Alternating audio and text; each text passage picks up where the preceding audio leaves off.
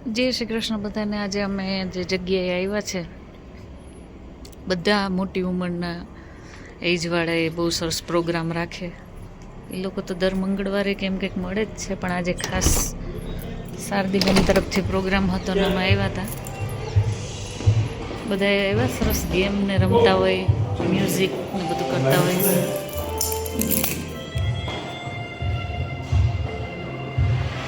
Life જીવાય તો આમ જીવાય મોજમાં। એજ કેટલી હતી કોઈને આઈડિયા?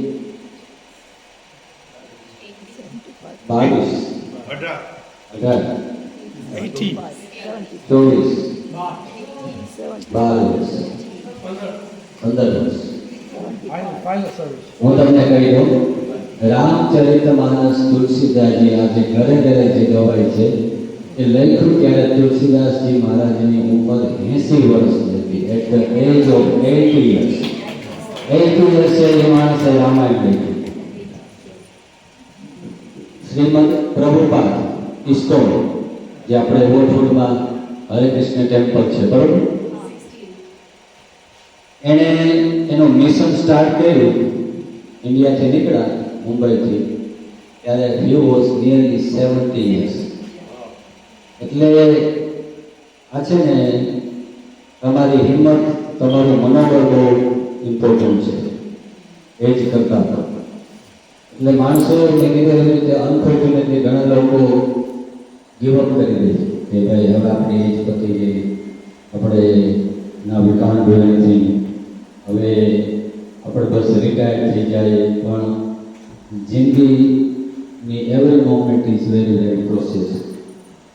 ઓસો રજની છે કે એક્ઝામ્પલ હતા। આ બહુ સોરી, હું તમારો થોડો ટાઈમ લઉં છું, કેમ કે મને ખરેખર તમને મળીને જોઈને ઈચ્છા થઈ। એક માણસ, એક ફિશરમેન, એ વહેલી સવારે પોતાની ફિશિંગ બોટ પાસે જતો હોય છે। એકદમ અંધારું હોય છે, 3-4 વાગ્યાનો સમય છે। એટલે એને એમ થયું કે થોડું અંજવાળું થાય પછી હું બોટ લઈને જાઉં ફિશિંગ માટે। એટલે એ બેસી ગયો। હવે બેઠો એટલે એના એકદમ અંધારું હતું, કંઈ દેખાતું નહોતું, તો એની આ પગ પાસે કંઈ પથરા જેવું લાગ્યું। એટલે એણે એ પથરો લઈ અને દરિયામાં નાખ્યો। હ્યુમન નેચર છે, નવરું ન બેસી શકે, એટલે અંધારામાં 1, 2 એમ જેટલા પણ પથ્થર આજુબાજુમાં હતા એ નાખતો ગયો। અને જ્યારે થોડું અંજવાળું થયું અને જોયું તો એણે જોયું તો એણે જે નાખી દીધા એ પથરા નહીં, પણ એ ડાયમંડ્સ હતા, એ હીરા હતા। એટલે એને અફસોસ થયો કે ઓહો, મેં આટલું તો મારી સાથ પેઢી વહી ગયા, મારે કંઈ કરવું ન પડે, અને મેં એટલા કિંમતી ડાયમંડ્સ આ દરિયામાં નાખી દીધા। એટલે જ્યારે આ કથા કહેતો હતો તો એક ભાઈ મને કીધું કે એવો બિચારો ઇઝ વેરી અનફોર્ચ્યુનેટ, પણ ઇટ વોઝ અનફોર્ચ્યુનેટ, કેમ કે એક ડાયમંડ હતો ત્યારે એને રિયલાઇઝ થઈ ગયું કે મારી આગળ ડાયમંડ છે। ઘણી વખત આપણી આખી જિંદગી વહી જાય પણ આપણને રિયલાઇઝ થતું।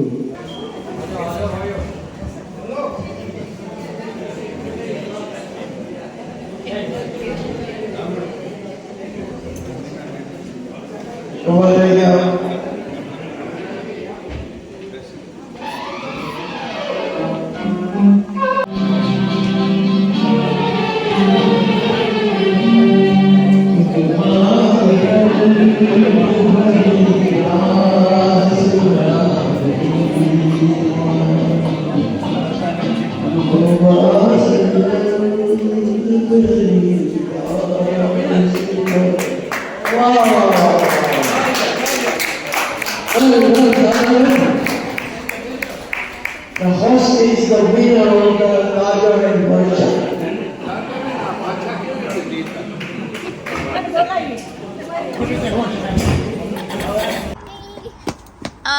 અમારા મહેશ્વરભાઈ આવી ગયા છે, ટ્રીપમાં ગયા હતા આજે। તને ક્યાં લઈ ગયા હતા?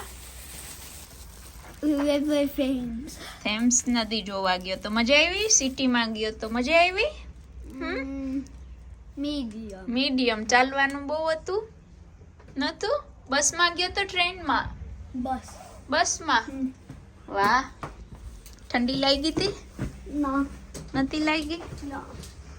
હું તો ચિંતા કરતી હતી કે મહેશ્વરને બહુ ઠંડી લાગશે, ન લાગી તને? સરસ। તો અહીંયા સરસ મજાના અલ્પાબેન નાસ્તા ભરે છે. મહેમાન આવ્યા છે.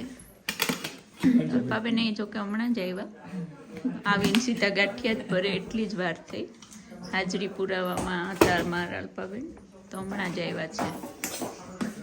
મહેમાન માટે ગાંઠિયા ભર્યા છે ને અહીંયા ચા બને છે. ચા ઉકાળીશ જોરદાર મેં.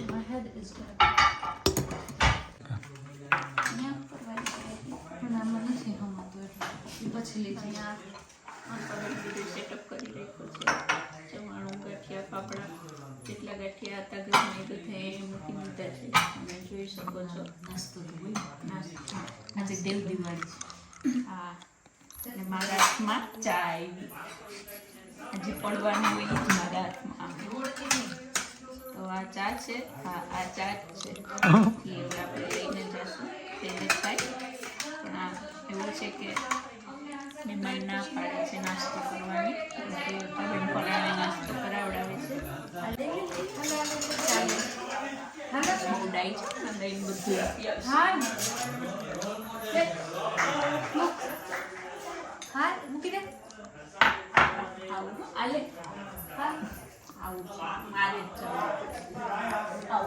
આજે જો દેવ દિવાળીના ફટાકડા ફૂટે છે. અમારે લગ્નમાં કચરો નાખવા નીકળી પણ ફરી રહેવાય, મોઢામાંથી ધુવાડા નીકળે છે, એવી ઠંડી છે.